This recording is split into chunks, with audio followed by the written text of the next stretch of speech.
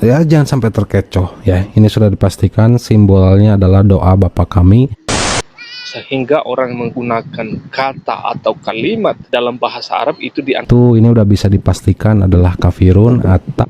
Halo guys, satu video yang mau saya bagikan kepada kita pada kesempatan ini, dan perlu saya informasikan, saya sedang berada di salah satu tempat wisata dan wisatanya cukup menarik, cukup bagus. Saudara boleh melihat di sini. Ini juga udah sore dan cukup ramai. Ini hari, tapi sudah ini ya, sudah ramai seperti itu.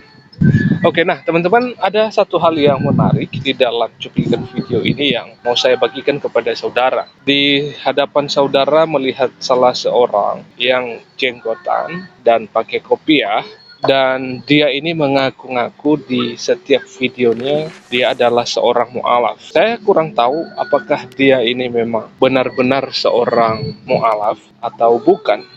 Tetapi menurut pengakuannya, dia adalah seorang mu'alaf. Dan di dalam setiap video apa yang dia buat, sering sekali menyinggung tentang iman Kristen dan juga menyatakan hal-hal yang tidak diimani oleh orang Kristen. Misalnya salah satu yang sering sekali dia bilang pada saat itu, bahwa Yesus itu pernah mencuri keledai. Nah, itu pernah dia mengatakan hal demikian. Dan masih banyak hal yang itu menghujat iman Kristen. Nah, kita orang Kristen ini tidak perlu untuk marah-marah hal demikian. Kita tetap memaafkan, tetapi jika itu salah, tentu kita meluruskannya. Nah, oke teman-teman, kita langsung saja lihat cuplikan apa yang dikatakan oleh mu'alaf ini di dalam video ini. Yuk, mari kita lihat secara bersama-sama. Kalau ada baju atau tulisan bahasa Arab, pasti kan disangka, wah ini Islami banget nih ya. Soleh. Dan jangan mudah tertipu sahabat mu'alaf. Perhatikan di belakang saya ini ya. Ini sudah dijual di toko online, stikernya pun banyak dijual. Kadang dipasang di motor atau di spakbor motornya atau di kaca-kaca mobil ya. Jadi kalau ada yang menemukan simbol ini tuh, ini udah bisa dipastikan adalah kafirun atau. Jadi semua orang yang pakai tulisan Arab yang itu bukan orang Arab, itu dianggap apa tuh namanya, sebagai misionaris yang mencoba untuk menipu umat muslim yang awam. Kan orang Indonesia teh kepo ya, apalagi umat muslim. Nah, jadi teman-teman, saya ulang kembali bahwa menurut dia, orang yang memakai tulisan Arab dan itu bukan orang Islam, itu dianggap sebagai kafir, seperti itu katanya ya. Emang menurut dia bahasa Arab itu hanya milik orang Islam, sehingga orang menggunakan kata atau kalimat dalam bahasa Arab itu dianggap kafir. Nah, itu sesuatu hal pertanyaan yang pasti harus dia jawab. Dan jikalau saya boleh bertanya kepada kita semua, apakah benar atau apakah saudara setuju apa yang dikatakan oleh beliau ini, bahwa setiap orang yang menggunakan kalimat atau bahasa Arab dianggap sebagai orang kafir? Apakah saudara setuju dengan hal demikian? Saya rasa ini sesuatu hal yang keliru, sesuatu hal yang terlalu remeh, terlalu rendah daya pikirnya, seperti itu. Oke, kita lanjut lagi apa yang dikatakan oleh mu'alaf ini. Muslim ketika melihat bacaan Arab teh dibaca gitunya, diteliti ya, jangan sampai terkecoh ya. Ini sudah dipastikan simbolnya adalah doa Bapa kami. Jadi tadi dia mengatakan bahwa orang yang menggunakan itu bahasa Arab, tulisan Arab, misalnya di baju, di motor, di mobil, itu adalah misionaris. Tidak semua juga seperti itu. Pikiran Anda itu terlalu dangkal, terlalu sempit memikirkan hal-hal yang seperti ini, gitu ya. Oke, kita lanjut guys. Apa yang dikatakan oleh mu'alaf ini? Dalam menggunakan bahasa Arab ya. Dan kalau ini tuh di bahasa Indonesia kan ya doa Bapa kami gitu ya. Di situ ada dua versi. Jadi di dalam tulisan itu saya kurang paham ini tulisannya. Maka dia mengatakan bahwa di dalam tulisan itu adalah ada doa Bapa kami. Nah, menariknya di sini dia menghafal doa Bapa kami. Nah, sebenarnya itu bagus. Jangan hanya menghafal saja tetapi diimani seperti itu. Dan jangan juga hanya menghafal tetapi menghujat sebaliknya. Nah, seharusnya itu jangan dilakukan ya. Kita saling menghargai satu sama lain aja. Kita menghargai Anda memilih jalan Anda sendiri, tetapi ya jangan sebaliknya untuk menghujat gitu ya. Oke, kita lanjut. Bukan dua versi ya. Ada dua yang mengatakan dengan hal yang berbeda, yang satu Matius dan satu Lukas. Yang di Matius ini lengkap, yang di Lukas ini hanya sepotong. Dan doa Bapa kami itu kira-kira seperti ini. Bapa kami yang di sorga, dikuduskanlah namamu, datanglah kerajaanmu, jadilah kehendakmu di bumi seperti di sorga. Berikanlah kami pada hari ini makanan kami cukupnya, dan ampunilah kami atas kesalahan kami, seperti kami juga mengampuni orang yang bersalah kepada kami.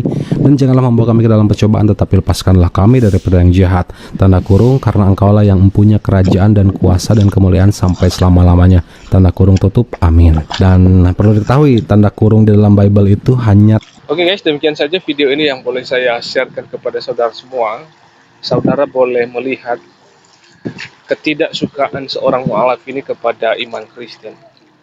Saya kira orang-orang Kristen tidak seperti itu untuk menjelekan, menghina, dan juga untuk melukai hati orang-orang Islam dengan mempelintir, dengan menyatakan hal-hal yang tidak dipercayai oleh orang Islam seperti itu.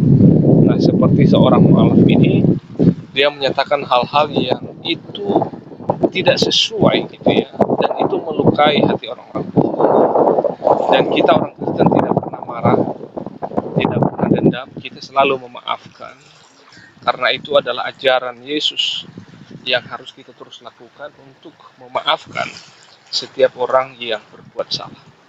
Saudara boleh memberikan masukan, pertanyaan, kritik lewat satu cuplikan video ini. Silakan diketik di kolom komentar. Dan saudara juga boleh bagikan video ini sehingga juga boleh menjadi informasi bagi teman-teman yang lain.